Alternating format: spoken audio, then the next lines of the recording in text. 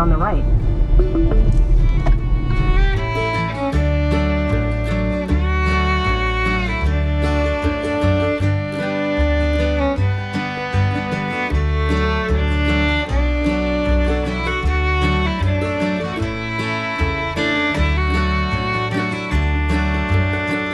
Photosynthesis. And basically this is how the tree produces and makes its own food. The other thing that we have to do is sugar bush management practices.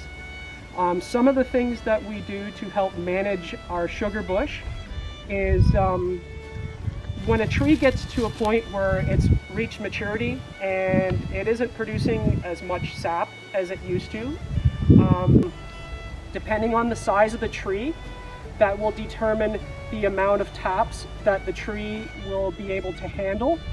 And so what we do here at the Tiffin Centre is certain trees that would be acceptable to have 2 or 3 taps environment for the sap to run or come out of the trees or out of the spiles, is that we need to make sure the temperature is in the -Celsius overnight and then plus temperatures during the day, and that allows the sap to go down to the roots at night, and then during the day the sap will come back up to the tree, and that is how the sap will run out of the tree, is through that way. The First Nations first discovered that maple trees would produce a sweet substance through birds and woodpeckers. When they were pecking on the tree, they noticed that the sap was running out of the tree.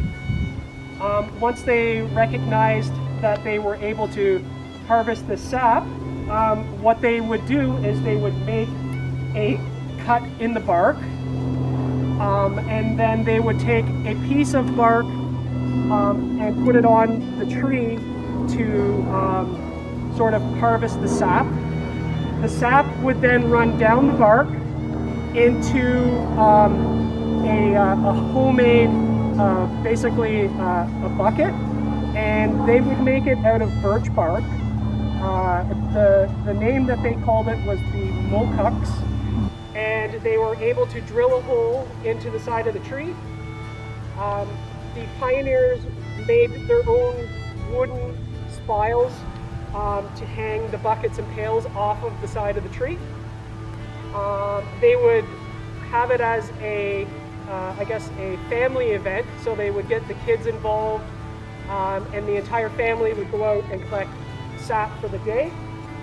And what they would do is they would have sort of a system where they went from a larger cauldron down different sizes. And the reason why they would do that was they would start off with the lowest sugar content of the sap or syrup, and as it got richer and richer with more and more sugar, they would move it down the line to the smaller cauldrons. So then that way it wouldn't burn as easy over the open fires. And yeah, so that's basically how the pioneers would do it.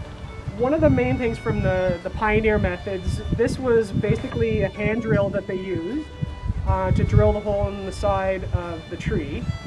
Nowadays we actually use electric drills, cordless drills, when we're in the forest. But here are some examples from a more of a pioneer area. One after they've made wooden ones is they use cast iron. And then they slowly moved into more of like metal, steel, aluminum, all the way to more of modern days now where they use actually plastic. These little hooks on the bottom, you can see here, this is where they hook onto the pail. So the pail will hook in here, and the sap would drip into the buckets. Here at Tiffin we have sometimes over 800 taps, so it's very time consuming if we are only going just with buckets.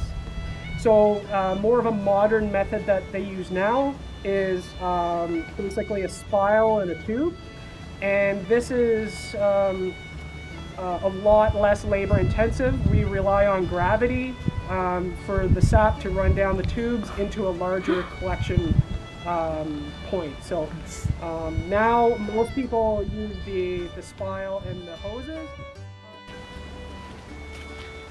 So yeah, I kind of wanted to show you how we use elevation and how all the tubes run down into one central area.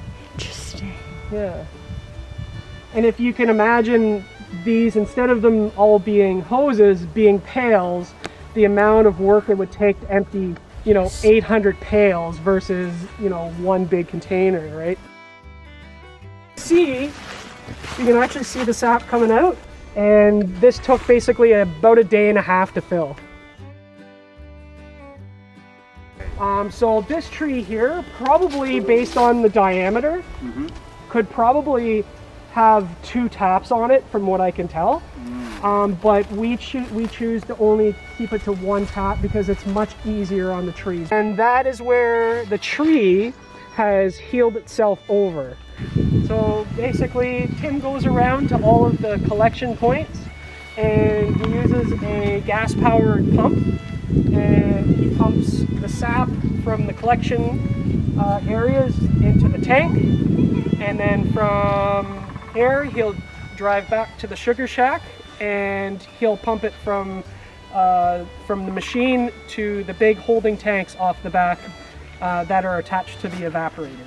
The gas-powered pump will pump the sap up into the larger tank, which runs off of gravity, and it's gravity fed that goes into the sugar shack.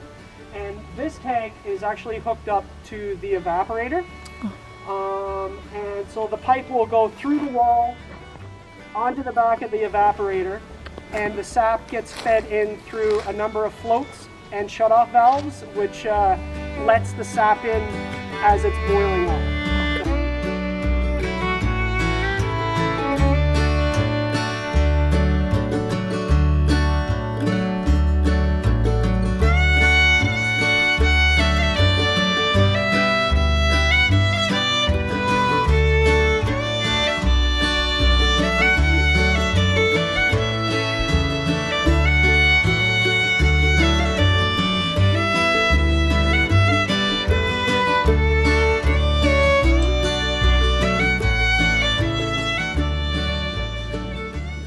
He'll be teaching a lesson, but on the weekends, this is sort of the inclement weather for the outdoor ceremonies.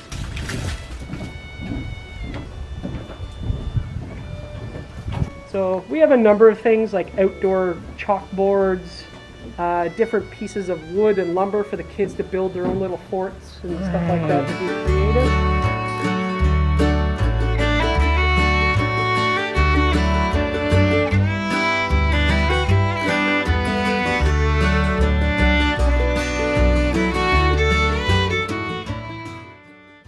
Birthday parties and your weddings, you name it.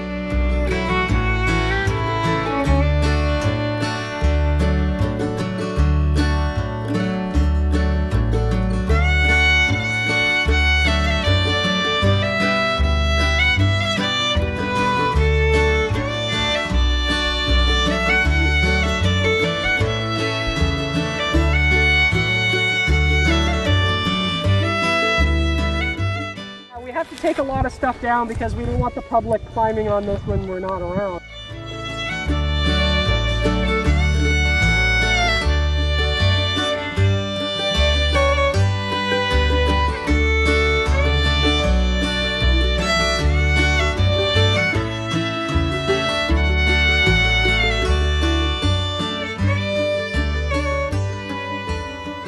And when we have the kids in, the education department brings them out.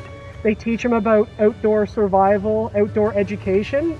So it gets the kids to learn about how to read a compass, read a map, and kind of orienteer themselves around the property. Right. And what they'll do is each station or location has a different stamp. Oh. So they'll take like a card or a piece of paper with them, and once they find the location, they'll stamp